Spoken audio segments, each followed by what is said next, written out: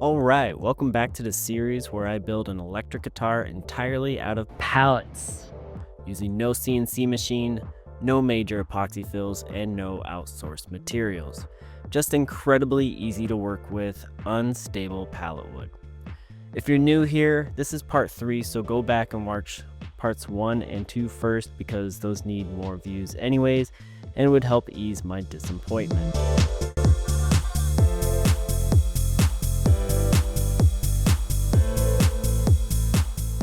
I'm starting this video by working on the neck. The first thing I need to do is transfer the neck profile from my full-size draft onto the neck blanket.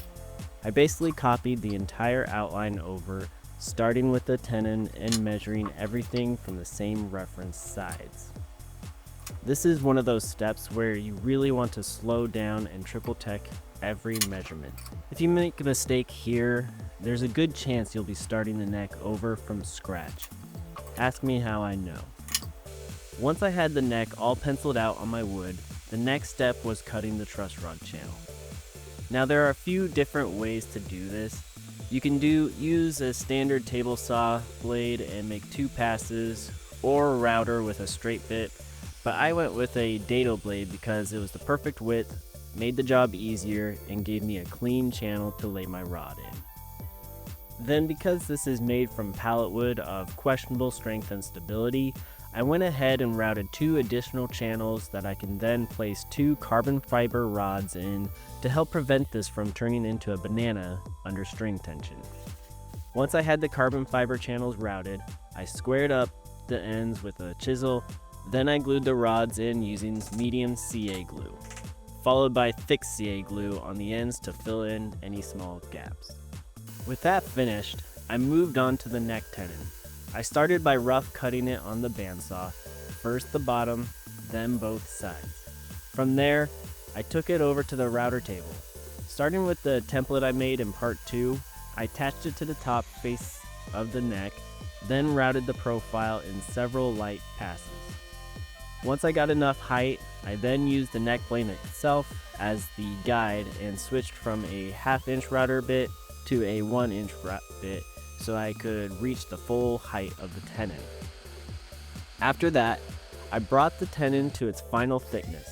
I taped a piece of hardboard to the bottom so I didn't accidentally put a hole in the heel of the neck and slowly raised the router bit, taking small passes until the tenon measured about 1 1/4 inches thick. Then, the sides of the tenon have a 3-degree taper. I could have waited until later to cut that angle, but I figured I'd do it now and save myself a step. So I used the scrap hardboard one more time and routed both sides to their final angle. Risky business because if I didn't get those perfectly lined up, I would have had a neck that looked like it was leaning to one side. Once the tenon was finished, I moved back to the body.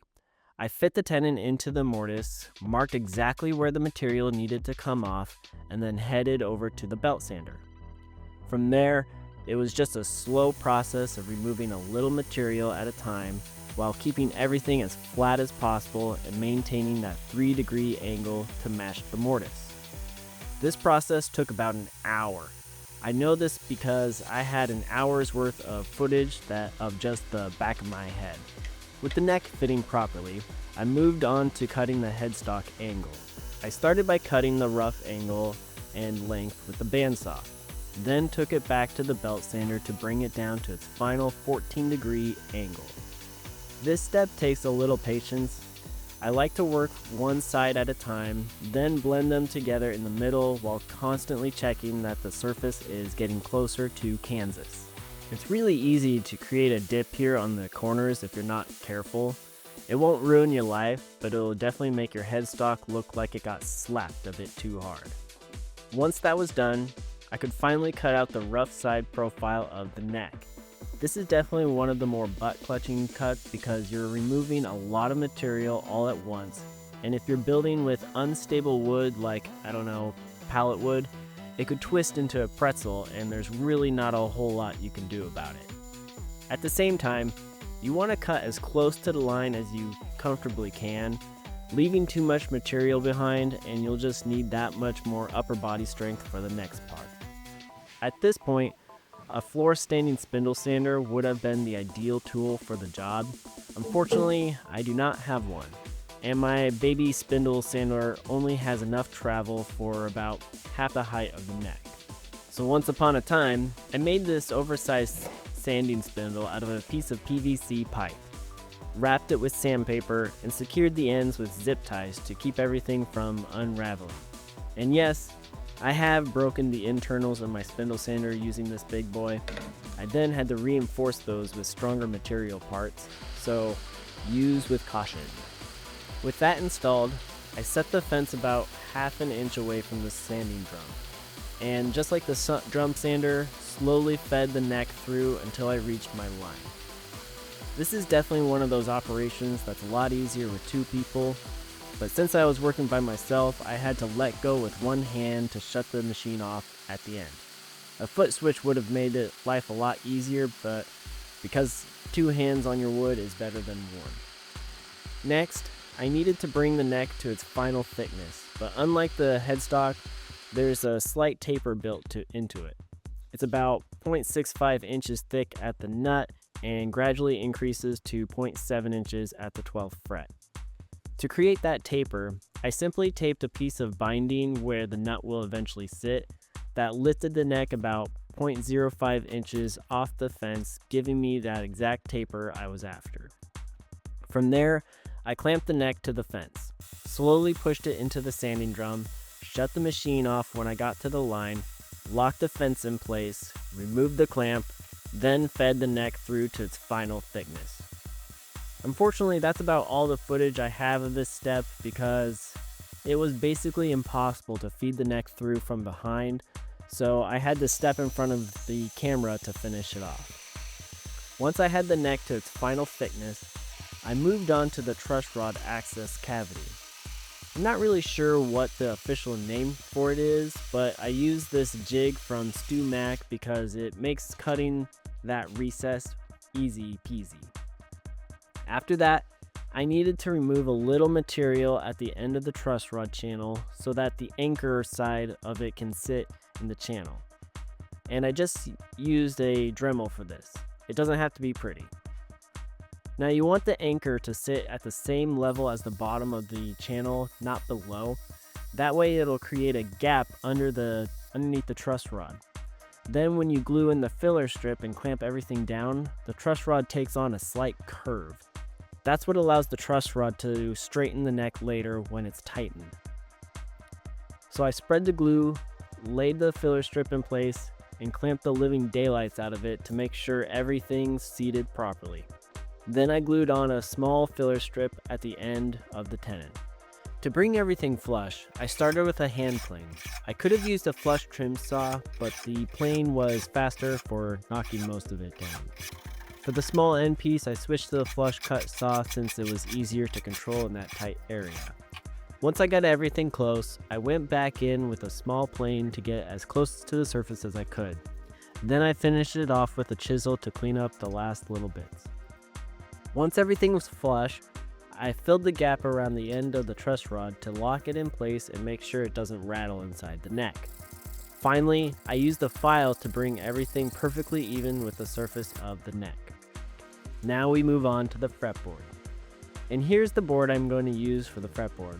I still don't know exactly what this wood is, but if you have any idea, let me know in the comments.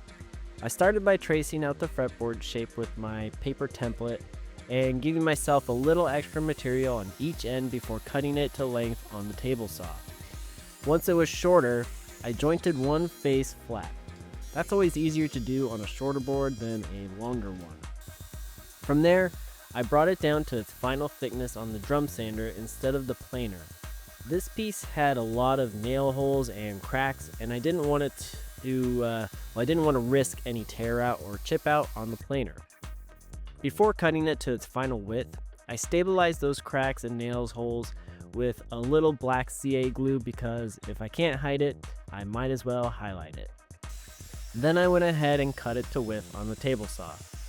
Once it was cut to width, I moved on to cutting the fret slots using the fret cutting jig from Stu Mac.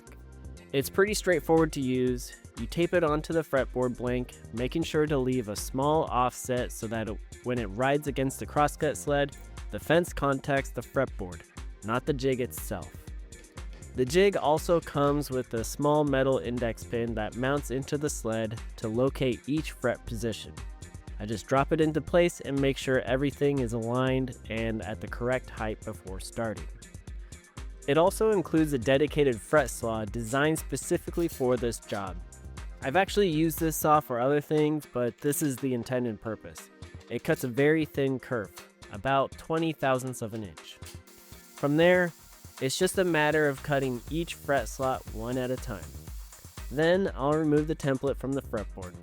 This part always feels a little sketchy because it feels like the wood is going to crack as you peel it off. It's the same feeling you get when you're opening a bag of chips that just don't want to open.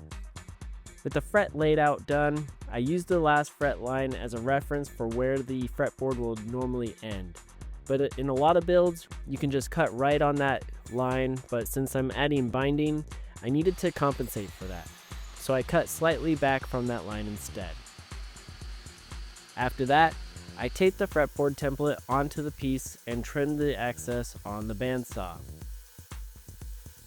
To clean everything up, I used the same top and bottom bearing router bit I used in part 1 of this series.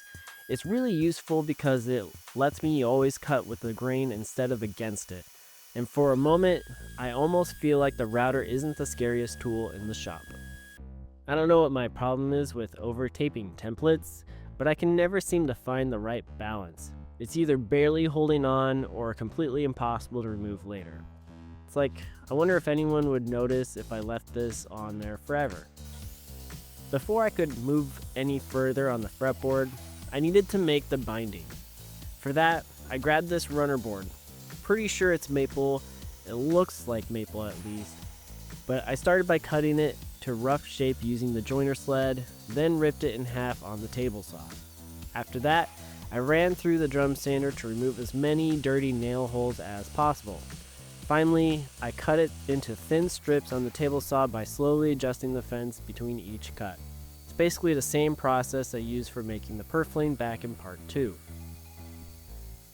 Now to glue the binding onto the fretboard, I started by attaching the purfling to the binding first, so I could work with one piece of wood, not two pieces of wood.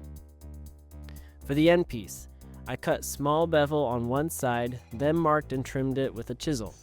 Then I sanded the miter using a sanding stick. Ideally, you'd want to do this entirely with a sharp chisel, but in this case, the purfling was way too brittle and I was getting maximum chip out every time I used the chisel.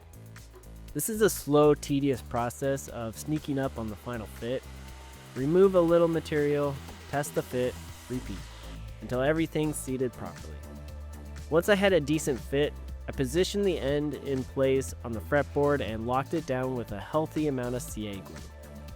With the end piece glued in place, I moved on to gluing the rest of the binding onto the fretboard. I started with the purfling, making sure the miter stayed in nice and tight, then applied more glue and added the binding on top. It gets pretty messy pretty quick. To hold everything in place, I just used tape. While I was doing that, I made sure not to cover the fret slots because I wanted to be able to scrape out any glue squeeze out before it dried. Once the glue had cured overnight, I sanded the binding flush to the surface of the fretboard. The last step was cleaning up the nut end. I started on the disc sander to get close, then switched to a file to get everything perfectly flush where the nut will eventually sit. Next, I needed to make the fretboard markers.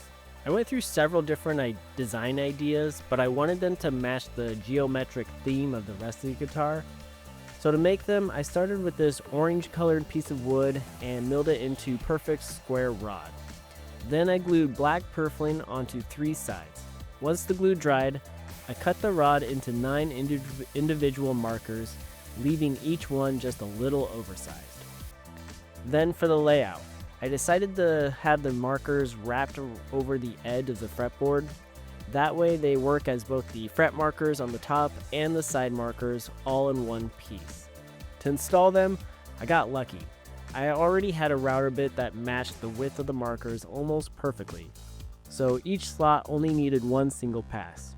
I clamped the scrap board to the end of the fretboard as a guide and used a straight edge taped to my bench as a repeatable stop.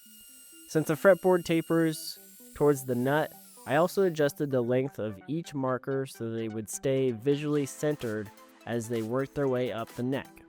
To install the markers, I just used a little CA glue. I dropped each one into its slot, hit it with some accelerator, and let it set. Once the glue cured, I trimmed off the excess off the end of the fretboard with a flush cut saw. After that, I wicked a little more CA glue into the joint to help lock everything in place. Then I used the same flush cut saw to remove the excess from the top. Once everything was flush, I added one final coat of thin CA glue. If there were any tiny gaps, the glue mixed with the sawdust would fill them, making them practically disappear. Next, it was time to radius the fretboard. Now I've seen all kinds of elaborate jigs for this, but honestly, I just keep it simple. I taped the fretboard to my workbench, grabbed this radius sanding block from Stu Mac, and started sanding. To make sure I was removing material evenly, I covered the surface with pencil marks. As the marks disappeared, I could easily see where I needed to sand. And when all the pencil lines are gone, I stopped. Once the fretboard was radius, I drilled 3 small holes through the fret slots. One at the 1st fret, one at the 7th, and one at the 12th. Then, using a center line on the fretboard and the neck blank, I positioned the fretboard. Once I was happy with the alignment, I clamped everything in place, double-checked that it was centered, and drove a small nail into each of those 3 holes. This part is always a little nerve-wracking because you don't want to drive the nails in too far. If they go too deep, the holes will show up when you carve the back of the neck later. After that, I clipped off the heads of the nails and carefully lifted the fretboard back off, leaving the nails sticking out of the neck blank to act as locating pins. I did actually pull one of them out, but it was tight enough fit that I wasn't worried about replacing it. Once everything was indexed, I spread the glue only where the fretboard would sit. I had already traced out a line onto the neck, which made it easy to keep the glue exactly where I needed it to be and avoid a lot of unnecessary cleanup later.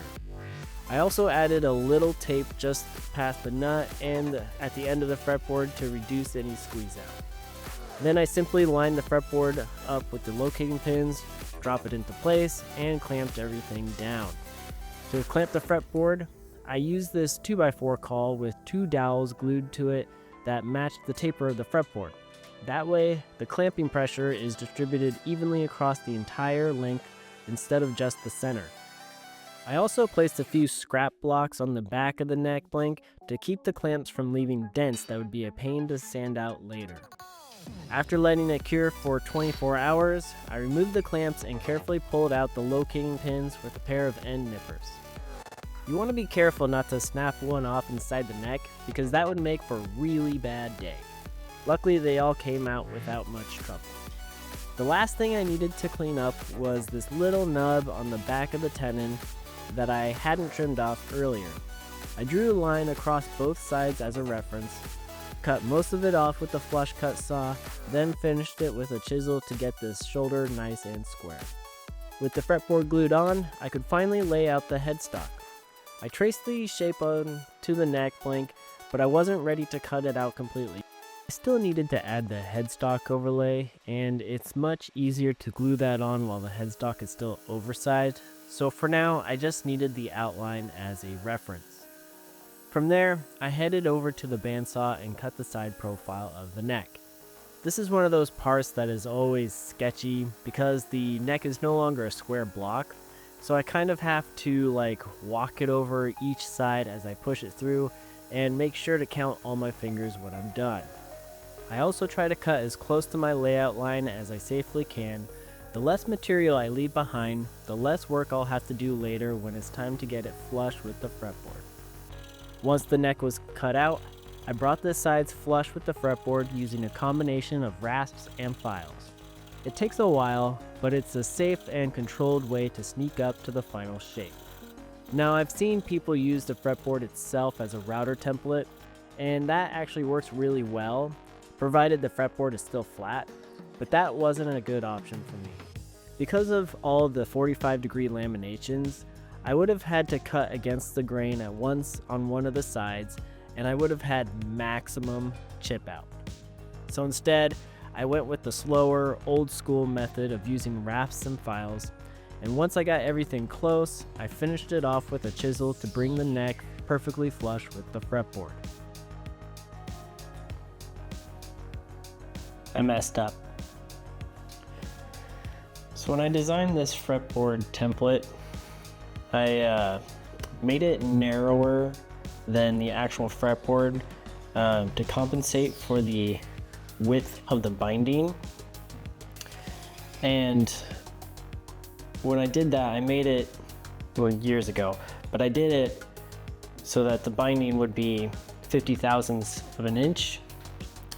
And I knew that, but I really wanted to add the black purfling as well, which made it to be about 80 thousandths of an inch thick on each side. So technically my fretboard is wider than spec, basically, or what I planned on doing. And when I measured it, I thought it was going to be fine, that I had enough material here, but unfortunately there's just a little bit of a catch right there.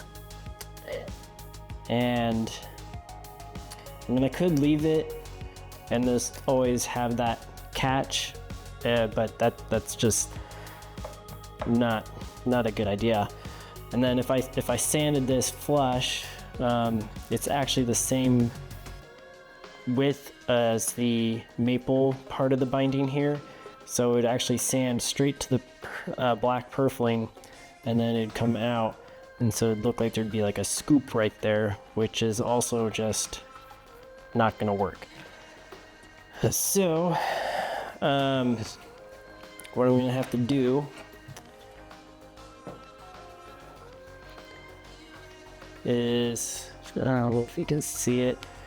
Luckily, because of the pattern here that I have these three blocks that kind of go this way, and there's a line right here, and the fretboard sticks out right on that line.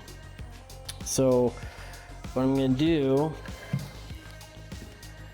is use this offcut of the fretboard, try to match the material as close as I can, and glue a chunk right here.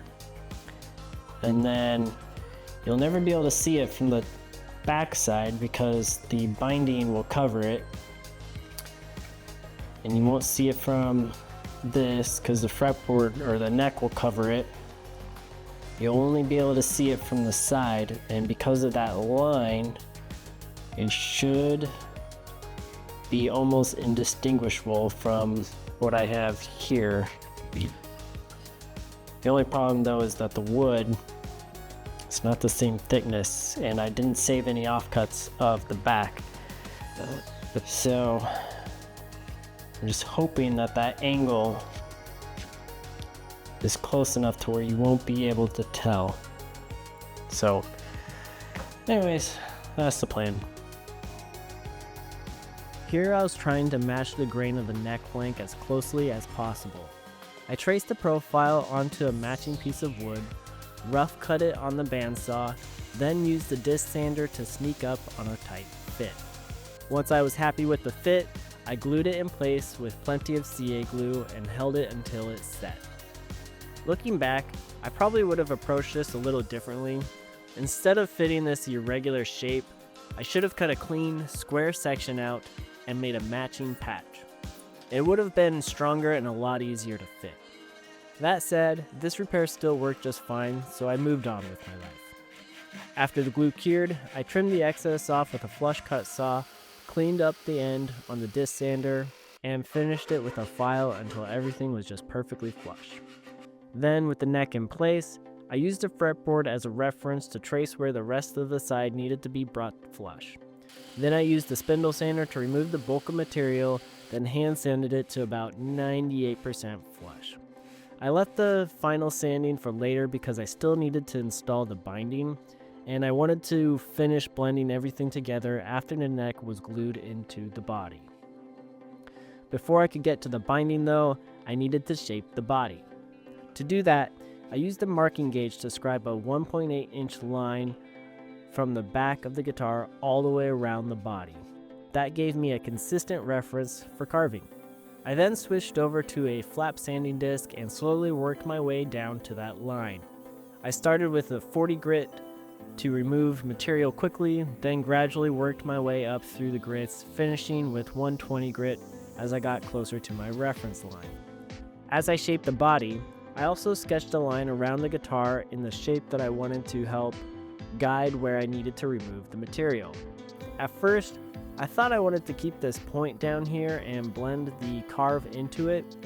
The more I shaped it though, the more I realized I just didn't like the look of it, so I changed course and blended it into a more traditional Les Paul style carve instead.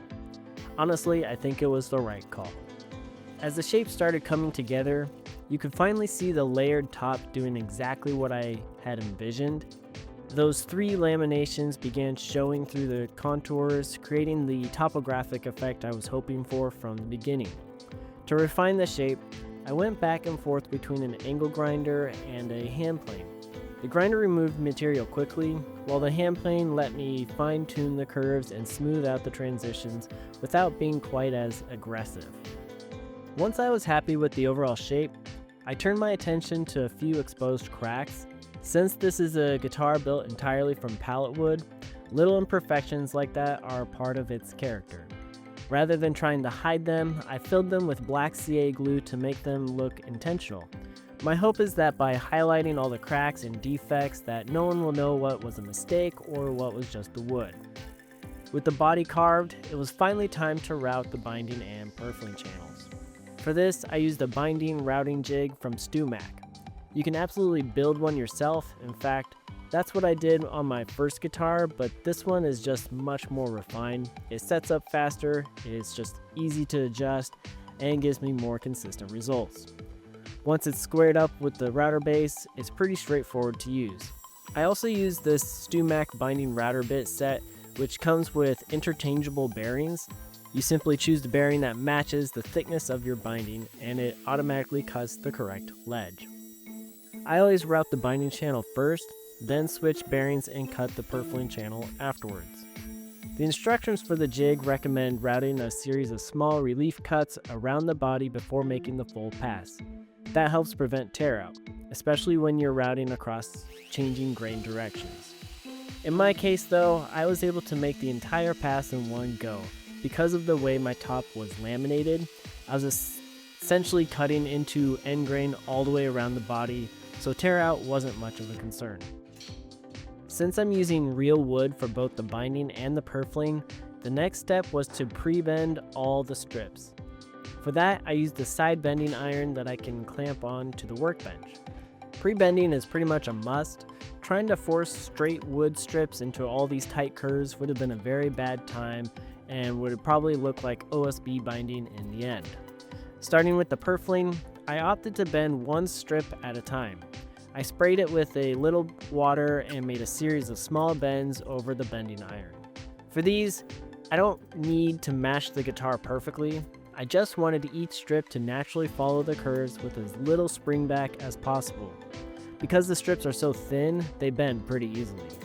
Once I had all 4 strips bent, I taped them to the guitar and let them sit for a while so they could relax into their new shape.